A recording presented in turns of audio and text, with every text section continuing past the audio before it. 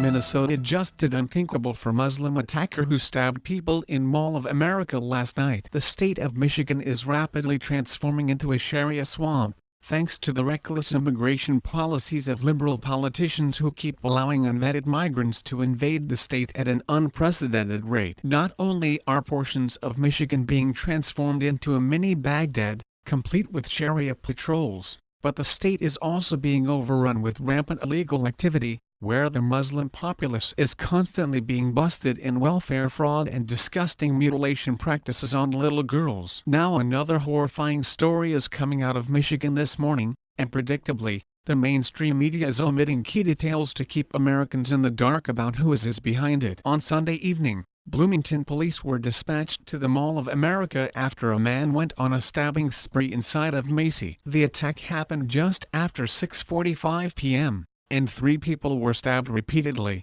where the condition has yet to be released. ISIS immediately took responsibility for the attack, and the FBI is calling it a possible act of terrorism. While these details were immediately released to the public, the Islam-pandering antics of the mainstream media kicked into high gear, where it appears as though they whitewashing that it was a Muslim behind the attack, conveniently leaving out the man's very Arabic-sounding name in news reports. Yet again, the local media appears to be downplaying the crime committed last night by a Somali Muslim, similarly to how the mainstream media protected the Somali cop who shot an unarmed white woman earlier this year. The NYDN was one of the first news outlets to report on the stabbing, where they did in fact name the suspect as Mahad Abdurrahman, 20, of Minneapolis. But what extremely suspicious is that the local news, the Star Tribune, reported on the same story, but did not mention the name of the suspect, even though his name had been released by authorities. Local Muslims from CAIR immediately put the concern of the victims on the back burner,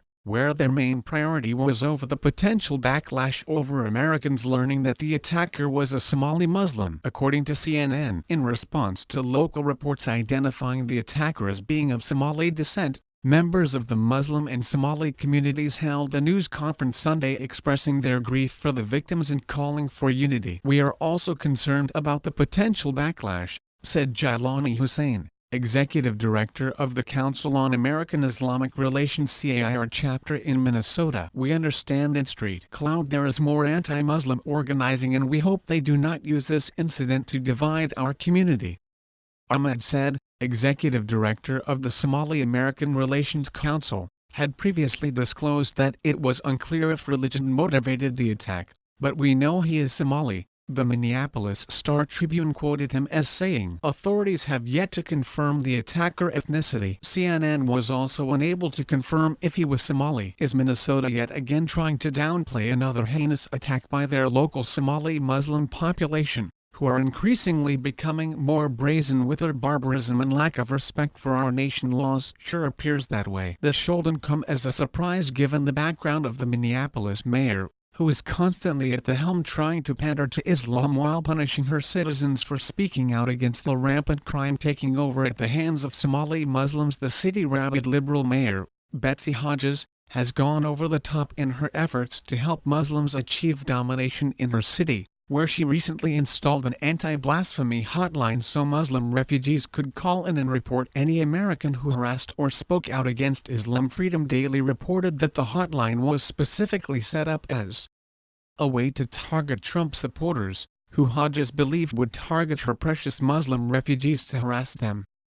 Hodges spoke about the Nazi-like hotline she worked to get established, saying, "I will not compromise the public safety of the people of Minneapolis to satisfy Trump's desire to put politics before public safety." Minneapolis is being built and strengthened by people from all over the world, and I am grateful for their commitment to our city. I stand with them today and will continue to take that stand as the president-elect prepares to take office. If Hodges' way to silence opponents of Islam while flooding her city with third-world migrants DOES and make you sick to your stomach, her direct connection to the Somali Muslim cop surely will. In the weeks leading up to the vicious murder of Justine Demond, Hodges gushed about Officer Mohammed Noor on social media, propping the Muslim up as the poster boy for successful Muslim migration and assimilation into the city of Minneapolis. I want to take a moment to recognize Officer Mohammed Noor, the newest Somali officer in the Minneapolis Police Department, She said on Facebook. Officer Nur has been assigned to the 5th Precinct, where his arrival has been highly celebrated, particularly by the Somali community in and around Carmel Mall. With Hodges City now being successfully invaded by Muslims, with no locals able to vocalize their concerns about their town being overrun by Somali refugees thanks to the mayor anti-blasphemy hotline in place, Noor was able to basically do whatever the hell he wanted with his newfound power as a police officer. It's pretty sick that an elected representative would choose to side with lawlessness just for the sake of political correctness. It wouldn't be surprising if Hodges is working with the local media to downplay any incident where her precious Somali Muslims are involved, similarly to how German Chancellor Angela Merkel prevents her citizens from speaking out against Muslim migrants who are continually causing chaos over there.